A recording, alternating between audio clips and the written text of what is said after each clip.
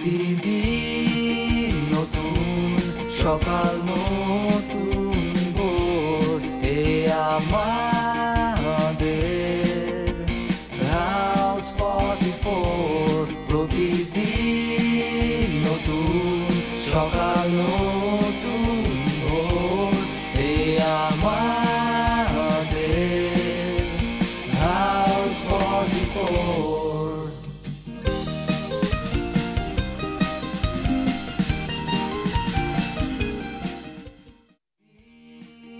নতুন সকাল নতুন ভোর ইয়ে বড় এবার ঘুমাইতে আসছো নাকি? ইয়ে ঘুমিয়ে আছে সকল পিতা সকল শিশুর অন্তরে। ইয়ে ঘুমাই লইবে পিতা, ওটো ওটো ওটো ওটো। I need to talk. ইয়ে মোরে কখন কথা কবি ইয়া। The lady you talk roof, beautiful.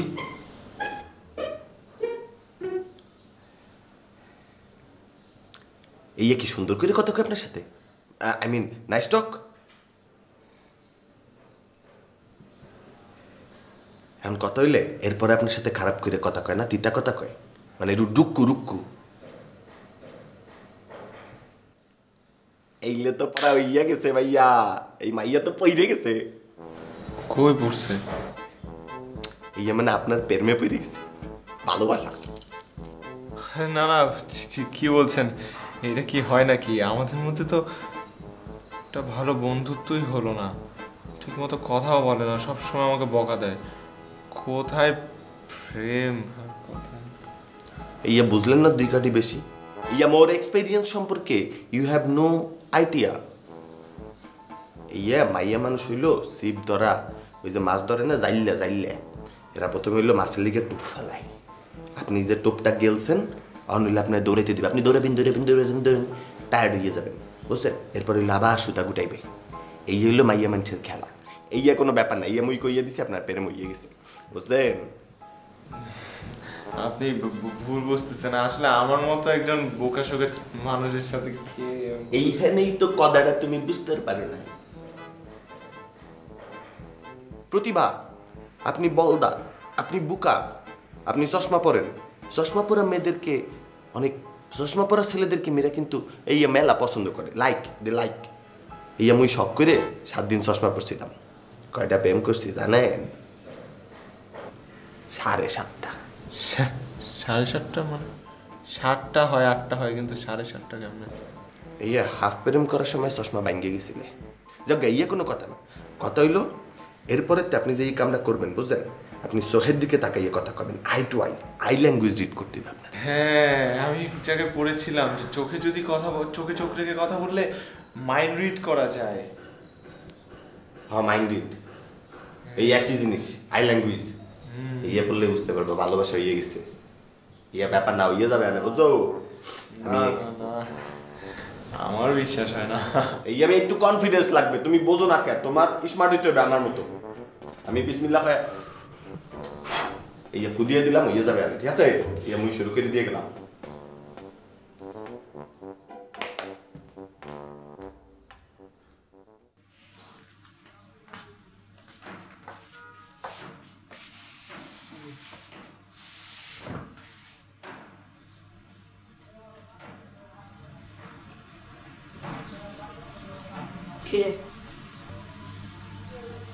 একটু আগে রাগে ফুসফুস করতেছিলি, এখন আবার একদম চুপচাপ।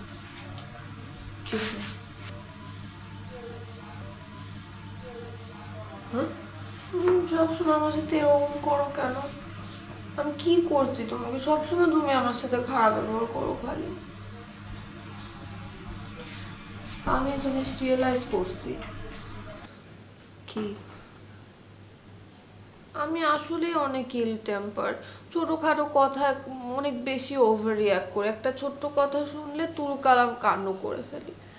আর একটা ওয়ার্ড, সরি তো একটা ওয়ার্ড, তাই না?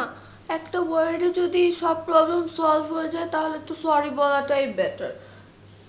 সরি বলে তো কেউ ছোট হয়ে যায় না। আমি ডিসিশন নিছি আমি হাবা ছেলেটাকে গিয়ে সরি বলবো।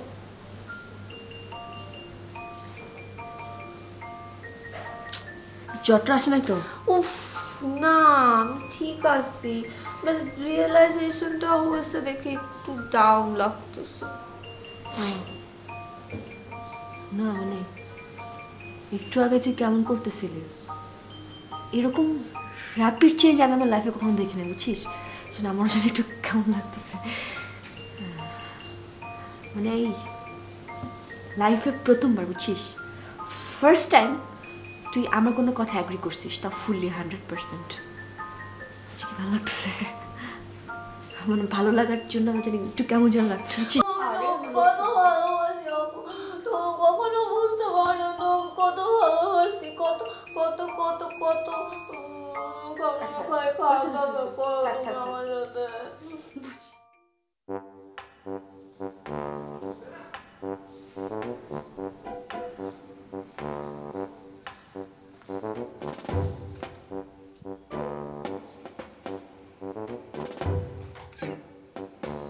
কি হলো আপনি এরকম হাসতেছেন?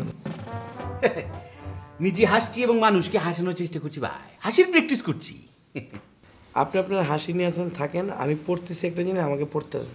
আরে ভাই একা করলে হবে, সবাইকে নিয়ে করতে হবে। কেমন হয়েছে হাসিটা? শুকনা খেজুরের মতো লাগছে, রস কস ছাড়া, একদম ড্রাই। মজা করতে পারেন কিন্তু ভাই, হাসির ভিতরে যে কত কিছু রে ভাই। ইউটিউবের মধ্যে ঢুকে দেখলাম, আরে বাপরে কত হাসি, কুচুকরি হাসি, রাক্ষসা হাসি, ভালোবাসার হাসি, মুস্কি হাসি, হাসির কোনো শেষ নাই। এই যে দেখেন, হেসে মানুষকে মন জয় করা একটা ব্যাপার আছে কিন্তু। আমি একটা আর্টিকেল পড়তেছি, রমন ভাই প্লিজ আপনি এখান থেকে যান। আর্টিকেলটা পড়তেছেন ভালো কথা, এরকম বিরক্তি নিয়ে পড়ছেন কেন ভাই? একটু হেসে পড়েন না, দেখবেন যে এটা সুন্দর লাগছে আপনার কাছে, পড়াটা অনেক ভালো লাগবে। আচ্ছা ভাই, একটু ভালো কোনো প্ল্যান দেন না, নতুন একটা ব্যবসার ফোন দিয়ে আসতেছি, কিন্তু কি যে ব্যবসা করবো সেটা বুঝে পাচ্ছি না। আপনাকে আমি এই পর্যন্ত অনেক ব্যবসা বাণিজ্যের বুদ্ধি দিচ্ছি, অনেক আইডিয়া দিচ্ছি, আপনি কোনো কিছু ঠিক করে করতে পারেননি, আবার নতুন করে কেন চাইতেছেন? ভাই কোনো কিছু ঠিকঠাক মতো করতে পারিনি এটা কিন্তু ভুল বললেন। ব্যবসাটা আমি ঠিকঠাক মতো করেছি কিন্তু সফলতা আসেনি, সেটা তো ভিন্ন কথা। আপনি আবার একটা ভালো আইডিয়া দেন, ইনশাল্লাহ এবার ভালো করে করব। এখন তো বললেই হুট করে বুদ্ধি দেওয়া যায় না, আমি চিন্তা ভাবনা করি, আমি আপনাকে পরে জানিয়ে দিচ্ছি।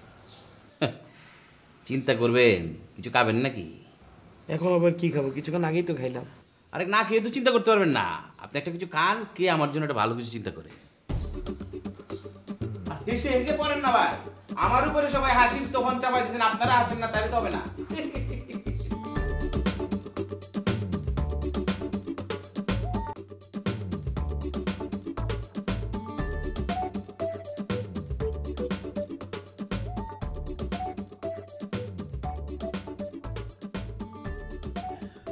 আমার লাকটাই আসলে খারাপ, মানে ব্যাড লাক। এই যে ব্যাড লাক যে ভর করছে আর ছাড়ছে না। আমার জীবনে প্রেম ভালোবাসা বলে কিছু নাই। একটা যাওয়া একবার হলো, হওয়ার কথা ছিল, একটু আশাও উকি দিয়েছিল, কই সেই বিষয়টাও ঘটলো না।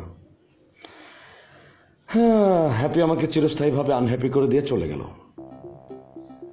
ভেবেছিলাম হ্যাপি নামটার সাথে আমার নিজের হ্যাপিনেসটাও জড়িত হবে, কিন্তু আমাকে আনহ্যাপি করে এত কষ্ট দিয়ে চলে যাবে ভাবিই নাই। এই জন্য বন্ধুরা বলতো আসলে মেয়ে ডিল করা খুব ডিফিকাল্ট, এত সহজেই রিলেশনশিপে যাওয়া উচিত না। আমি নাকি পারবো না, আসলেই তো তাই, কই পারলাম না তো। আসলে লাকেই ছিল না, তাই এরকম হয়েছে। এই হ্যাপি তো আর আমার জীবনে ফিরে আসবে না। না আসে না আসলো, তাহলে আর কি করা, আমি আমার আগের জীবনে ফিরে যাই। আমার সাথে যে ছিল রফিক শফিক, ওদের সাথে অনেকদিন দেখা হয় না, আমার ঘনিষ্ঠ সহচর। হ্যাপিকে হ্যাপি করতে গিয়ে ওদেরকে আনহ্যাপি করে ফেললাম। কি করি, ওদের সাথে দেখা করি, কারণ ওদের সাথে অনেকগুলো প্ল্যান করলাম, কতগুলো প্ল্যান। ওই যে স্কুলটা টোকাইদের নিয়ে, রাস্তার ভ্রাম্যমান শিশুদের নিয়ে একটা স্কুল দেব ভেবেছিলাম। নিজের বিয়ে করতে গিয়ে, নিজের স্বার্থ দেখতে গিয়ে এত বড় একটা ভালো কাজ হাতছাড়া করতে গেলাম। ইনফ্যাক্ট করেও ফেললাম নাকি, না না, বিষয়টা নিয়ে আবার কাজ করতে হবে। রফিক শফিকের সাথে দেখা করতে হবে, দেখি স্কুলটা আবার ওপেন করা যায় কিনা। প্ল্যান করতে দোষ কোথায়? চেষ্টা করি, কিন্তু রফিক শফিক কি আমাকে আগের মতো অ্যাকসেপ্ট করবে? মানে রফিক শফিক আমার সাথে আগের মতো কাজ করবে? কেন করবে না? রফিক শফিককে তো আমিও কম সহযোগিতা করিনি, অবশ্যই করবে, ওরা খুবই ভালো ছেলে। দেখি চেষ্টা করে।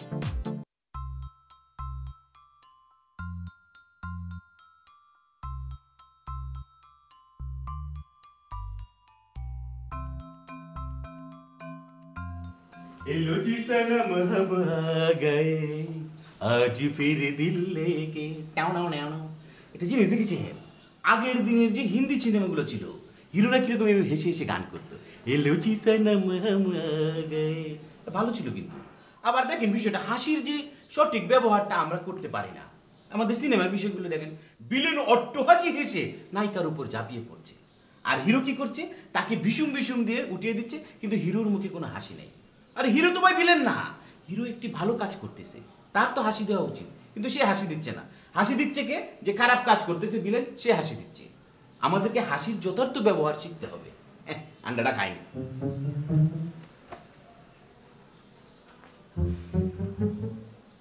আরে ভাই হেসে হেসে কান যেহেতু ডিম ভেজে নিয়ে আসছেন তাহলে তো আপনার একটা ব্যবসা আইডিয়া দিতেই হয়। হ্যাঁ বলেন তো কি বুদ্ধি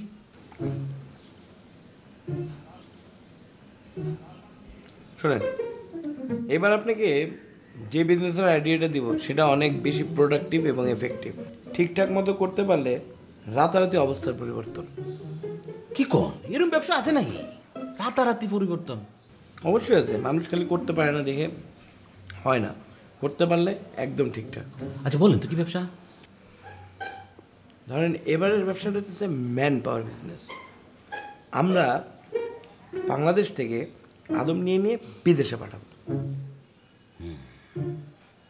তার মানে আদম ফাঁসা? হ্যাঁ, আপনি তো বুঝতে পারলেন না, আপনি এইভাবে নিচ্ছেন কেন? এটা আদম পাচার হতে যাবে কেন? এটাকে সুন্দর বাংলায় বলে জনশক্তি রপ্তানি।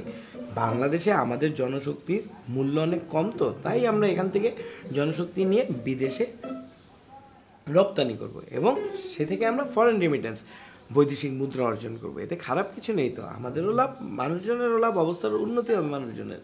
সেক্ষেত্রে আপনাকে যেটা করতে হবে, আপনার গ্রামে যেসব সুবিধাবঞ্চিত লোকজন আছে, যাদের একটু জমি জমা আছে, যারা অনেক বড় কিছু হতে চায়, অবস্থার পরিবর্তন করতে চায়, তাদেরকে ধরে ধরে নিয়ে বিদেশে পাঠিয়ে দিতে হবে। হ্যাঁ এটা তো ভালো বলছেন ভাই, তাহলে কাজ করি, প্রথমে আমার ছোট ভাইকে দিয়ে এটা শুরু করি। না না না, আপনি ভুল বুঝতেছেন। নিজের পরিবার বা সংসারে এই ব্যবসা করা যাবে না, এটা সুবিধাবঞ্চিত লোকজনের জন্যই করতে হবে। যাদের জমি জমা আছে, যারা অনেক বড় কিছু হতে চায়, তাদেরকেই বুঝাতে হবে তোমরা যদি বিদেশে যাও তোমাদের অবস্থা অনেক উন্নতি হবে, এগুলো বুঝিয়ে তাদেরকে পাঠিয়ে দিব। নিজের পরিবারে এগুলো করা যাবে না। আর রহমান ভাই, এবার এই ব্যবসাটা শুধুমাত্র যে আপনি করবেন আমার কাছ থেকে বুদ্ধি নিয়ে তা না, এর আগের সব ব্যবসা আপনি করেছেন, আমি কিছু করিনি, কিন্তু এই ব্যবসায় পার্টনারশিপ ব্যবসা। 6 লাখ টাকা করে নিব, 6 লাখ টাকা করে নিব, 3 লাখ টাকা আমাদের লাভ থাকবে, 1.5 লাখ আপনার, 1.5 লাখ আমার। না সেটা বুঝলাম 50-50 ভাই, আমরা কোন দেশে পাঠাবো? কাতারে পাঠাচ্ছি।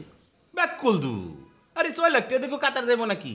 হ্যাঁ আর ভাই কাতার তো মানুষ 3 লাখ টাকা দাদা। এটাই তো আমাদের ব্যবসার বুদ্ধি। আমরা এখন মানুষজনকে বুঝাবো কাতারে যেতে হলে টাকা পয়সা বেশি লাগে, আগের মতো কম টাকায় যাওয়া যায় না। এর জন্য তো সুবিধাবঞ্চিত গরিব যারা পড়ালেখা করেনি ওরকম এইসব লোকজনকে আমাদেরকে ধরতে হবে, যাদেরকে আমরা বুঝিয়ে টুঝিয়ে তারপরে কাতার পাঠিয়ে দিব এবং 6 লাখ টাকা করে নিব।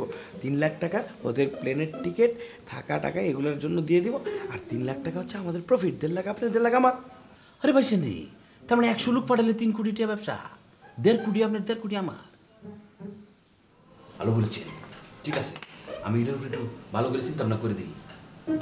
আপনি হাসতে থাকেন, আপনি না আসতে তো হবে, আপনিও আছেন, হাসি থাকতে হবে। শেষে কাজ এলো জিসানা মহম গয়ে অনেক আজ ফির দিল লেকে নুন দিয়ে ফেলেছিলাম ভুলে মনে, আপনি খেয়ে দেখেন। হ্যাঁ অনেক নুন খাবেন গুণ গাবেন। ঠিক আছে, চিন্তা করি।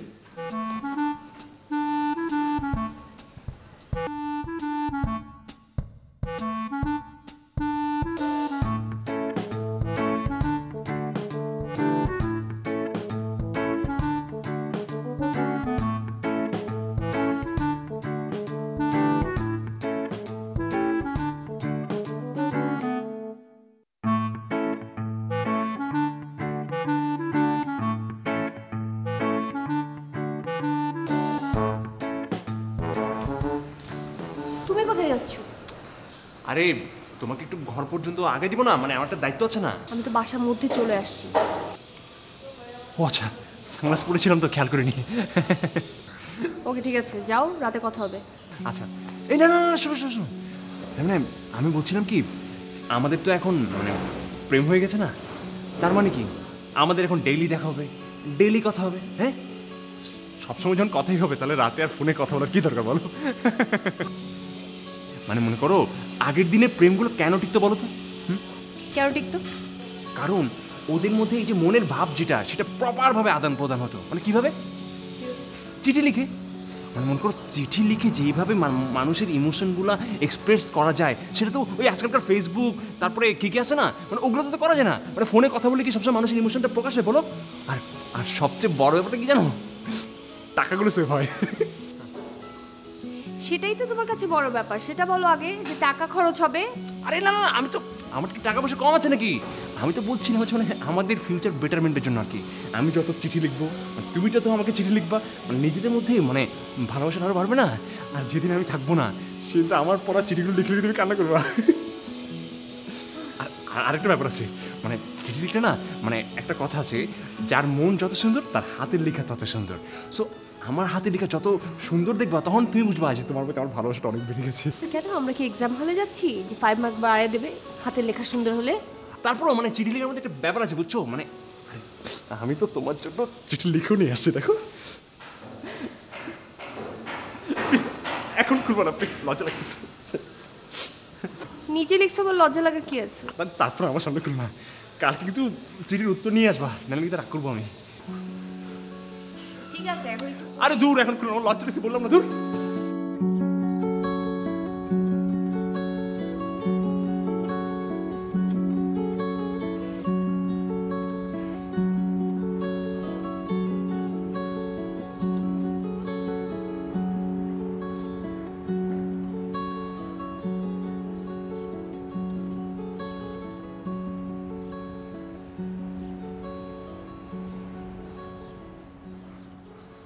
কেন ডেকেছো আমাকে?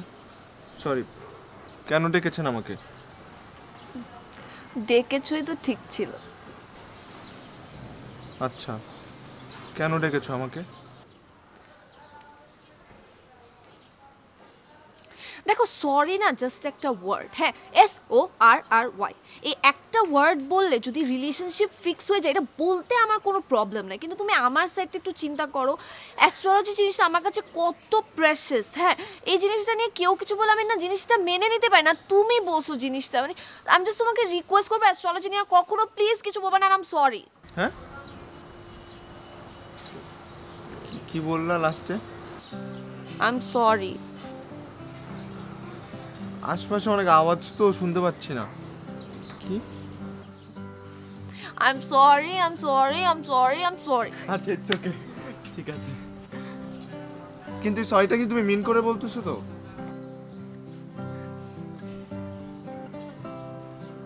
আচ্ছা, তুমি একটু দাঁড়াও তো। দাঁড়াবো কেন? একটু দাঁড়াও না। হাইট মাপবা? না না, হাইট মাপবো না, একটু দাঁড়াও। আচ্ছা, তুমি আমার চোখের দিকে তাকাও তো একটু। হ্যাঁ হ্যাঁ, একদম স্ট্রেট আমার চোখের দিকে তাকাও।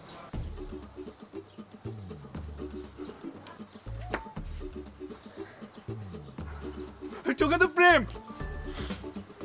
কি?